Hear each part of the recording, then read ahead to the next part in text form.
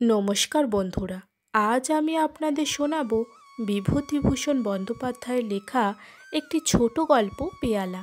আচ্ছা, আপনারা কি অলৌকিকে বিশ্বাস করেন? আপনাদের সঙ্গে কি কোনো অলৌকিক ঘটনা ঘটেছে? থাক এসব কথা, চলুন না গল্পটা শুনে নিই। আর হ্যাঁ, আপনারা কিন্তু গল্প শোনেন, সাবস্ক্রাইব করেন না, করে দিন না। তাহলে শুনে নেওয়া যাক আজকের গল্প। সামান্য জিনিস, আনা তিনেক দামের কলাই করা চায়ের ডিশ পেয়ালা। যেদিন প্রথম আমাদের বাড়িতে ওটা ঢুকলো, সেদিনের কথা আমার বেশ মনে আছে।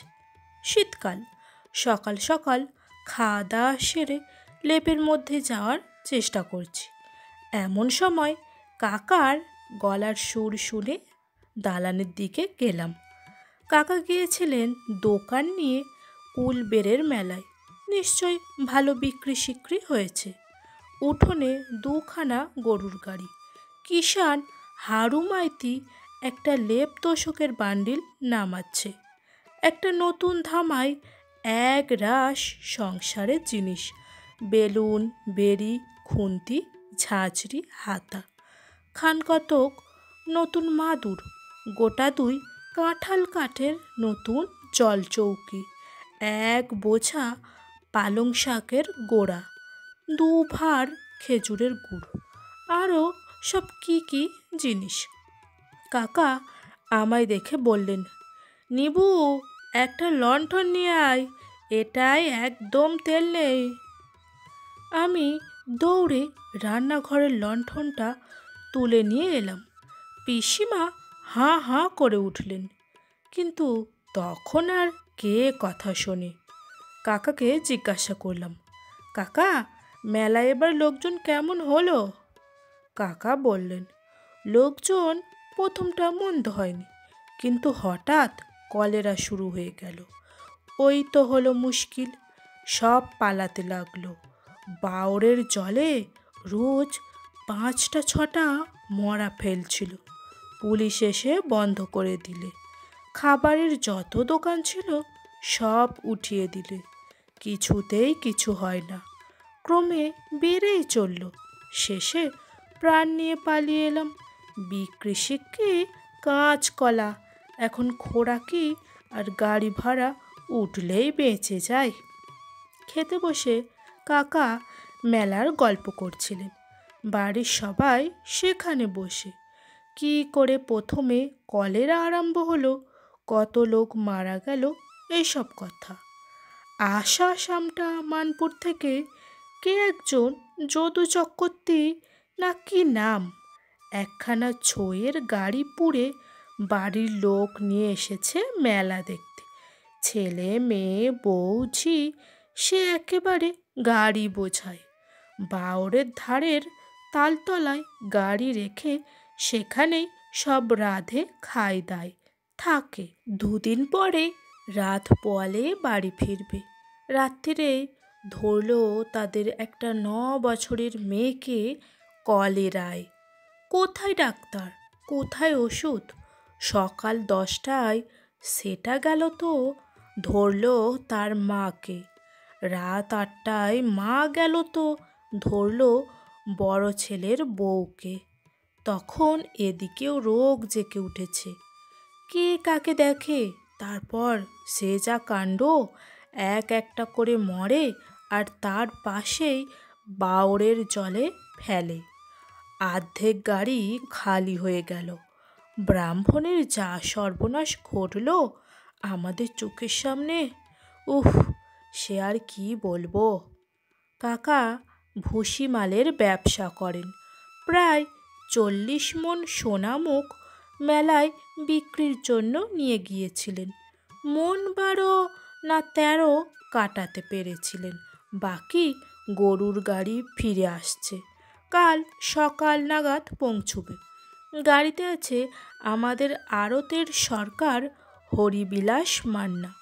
কাকা খেয়ে উঠে যাবার একটু পরেই কাকার ছোট মেয়ে মনু একটা কলাই করা পেয়ালা রান্নাঘরে নিয়ে এসে বললে, এই দেখো জ্যাঠাইমা, বাবা এনেছেন। কাল কিন্তু আমি এতে করেই চা খাবো। হ্যাঁ। হাতে তুলে সকলকে দেখিয়ে বললে, বেশ, কেমন না, মেলায় 3 আনা দরে কেনা। এই প্রথম আমি দেখলুম পেয়ালাটা। সে আজ 4 বছরের কথা হবে। তারপর বছর 2 কেটে গেল। আমি কাজ শিখে এখন টিউব ওয়েলের ব্যবসা করি। ডিস্ট্রিক্ট বোর্ড, লোকাল বোর্ডের কাজ সংগ্রহ করার জন্য এখানে ওখানে বড় ছুটোছুটি করে বেড়াতে হয়। বাড়িতে বেশিক্ষণ থাকা আজকাল বড় একটা ঘটে না। সেদিন সন্ধ্যার গাড়িতে কলকাতায় আসব। আমার বিছানাপত্র বেঁধে রান্নাঘরে চায়ের জন্য তাগাদা দিতে গিয়েছি। কানে গেল আমার বড় ভাইজি বলছে, ও পেয়ালাটাতে দিও না পিসিমা, বাবা মারা যাওয়ার পর মা ও পেয়ালাটাকে একদম দেখতে পারে না 2 চোখে। আমি বললুম, কোন পেয়ালাটা রে? কি হয়েছে পেয়ালাটার? আমার ভাইজি পেয়ালা নিয়ে এলো। মনে হলো কাকার কেনা অনেক দিনের সেই পেয়ালাটা। সে বললে, বৌদিদির অসুখের সময় এই পেয়ালাটা করে দুধ খেতেন। তারপর বাবার সময়ও এতে করে বাবার সাবু ঢেলে দেওয়া হতো। মা বলে ওটা আমি দেখতে পারিনি। আমার এই জ্যাঠতুতো ভাইয়ের স্ত্রী কলকাতা থেকে আমাদের এখানে বেড়াতে এসে অসুখে পড়েন এবং তাতেই মারা যান। এর বছর 2 পরে কাকাও মারা যায় পৃষ্ঠবন রোগে। কিন্তু এর সঙ্গে পেয়ালাটার কী সম্পর্ক? যত সব মেয়েলি কুসংস্কার। পরের বছর থেকে আমার টিউব ওয়েলের কাজ খুব জেঁকে উঠল। জেলা বোর্ডের অনেক কাজ এলো আমার হাতে। আমার না খাওয়ার সময় নেই।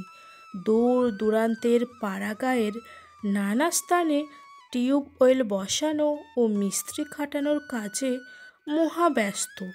বাকি সময়টুকু যায় 8 বছরের বিলের টাকা আদায়ের তদবিরে।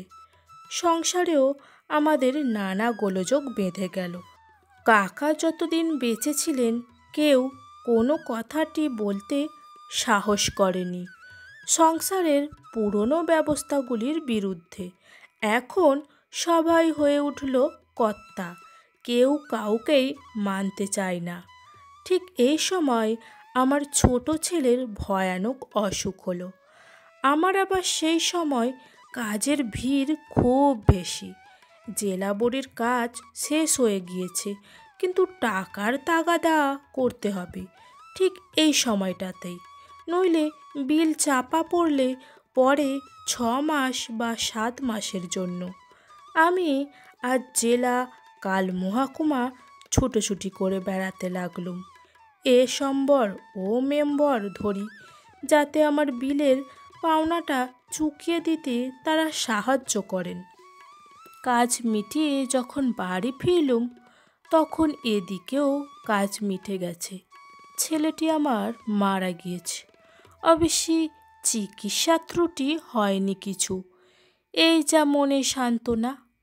বছরের শেষে আমি শহরে বাসা করে স্ত্রী ও ছেলে মেয়েদের সেখানে নিয়ে এলাম। বাড়ির ওই সব দুর্ঘটনার পরে সেখানে আমাদের কারুর মন বসে না। তাছাড়া আমার ব্যবসা খুব জেঁকে উঠেছে। সর্বদা শহরে না থাকলে কাজের ক্ষতি হয়। টিউব ওয়েলের ব্যবসাতে নেমে একটা জিনিস আমার চোখে পড়েছে যে আমাদের দেশের, বিশেষ করে পাড়াগাঁয়ের লোকেদের মতো অলস প্রকৃতির জীব বুঝি পৃথিবীর আর কোথাও নেই। এত অল্পে সন্তুষ্ট যে কী করে হতে পারে, সে যারা এদের সঙ্গে পরিচিত নন তাদের ধারণাতেও আসবে না। নিশ্চিত মৃত্যুকেও এরা পরম নিশ্চিন্তে বরণ করে নেবে। সকল রকম দুঃখ, দারিদ্র, অসুবিধাকে সহ্য করবে, কিন্তু তবুও 2 পা এগিয়ে যদি এর কোনো প্রতিকার হয় তাতে রাজি হবে না। তবে এদের একটা গুণ দেখেছি, কখনো অভিযোগ করে না এরা, দেশের বিরুদ্ধেও না এবং দৈবের বিরুদ্ধেও না।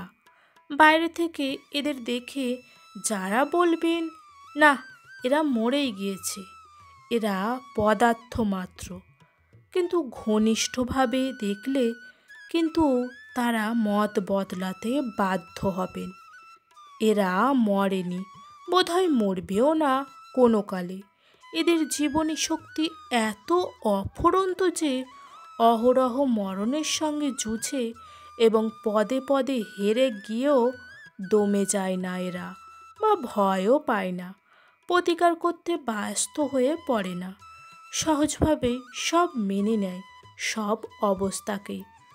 খারাপ বিলের পাট পচানো জল খেয়ে কলেরায় গ্রাম উচ্ছন্ন হয়ে যাবে, তবুও এরা টিউবওয়েলের জন্য একখানা দরখাস্ত কখনো দেবে না বা তদবিরও করবে না। কে অত ছুটোছুটি করে, কে বা কষ্ট করে? শুধু একখানা দরখাস্ত করা মাত্র। অনেক সময় দরকার বুঝলে জেলা বোর্ড থেকে বিনা খরচায় টিউবওয়েল বসিয়ে দেয়, কিন্তু ততটুকু হাঙ্গামা করতে এরা রাজি নয়। বাসায় একদিন বিকেলে চা খাওয়ার সময় লক্ষ্য করলুম আমার ছোট মেয়েটি সেই কলাই করা পেয়ালাটা করে চা খাচ্ছে। যদিও ওসব আমি মানি নে, তবুও আমার কি জানি কি মনের ভাব হলো, চা খাওয়াটা শেষ হয়ে গেলে পেয়ালাটাকে নিয়ে চুপি চুপি বাইরে গিয়ে টান মেরে ছুঁড়ে ফেলে দিলুম পাঁচিলের ওধারের জঙ্গলের মধ্যে। কাকার বড় মেয়েটির বিয়ে হয়ে গিয়েছিল, ছোট মেয়েটির বয়স 10 বছর, খুব বুদ্ধিমতী। শহরের মেয়ে স্কুলে লেখাপড়া শেখাবো বলে ওকে বাসায় এনে রেখেছিলুম, স্কুলেও ভর্তি করে দিয়েছিলুম। মাস 5-6 কাটল, বৈশাখ মাস। এই সময়ে আমার টিউবওয়েলের কাজের খুব ধুম। 8-10 দিন বাইরে কাটিয়ে বাসায় ফিরি, কিন্তু তখনই আবার অন্য একটা কাজে বেরিয়ে যেতে হয়। এতে পয়সা রোজগার হয় বটে, কিন্তু স্বস্তি পাওয়া যায় না, স্ত্রীর হাতে সেবা পাওয়া যায় না, ছেলেমেয়েদের সঙ্গ পায়নি, শুধু টো টো করে দূর দূরান্তের চাষা গা ঘুরে ঘুরে বেড়ানো, শুধুই এস্টিমেট কষা, মিস্ত্রি খাটানো।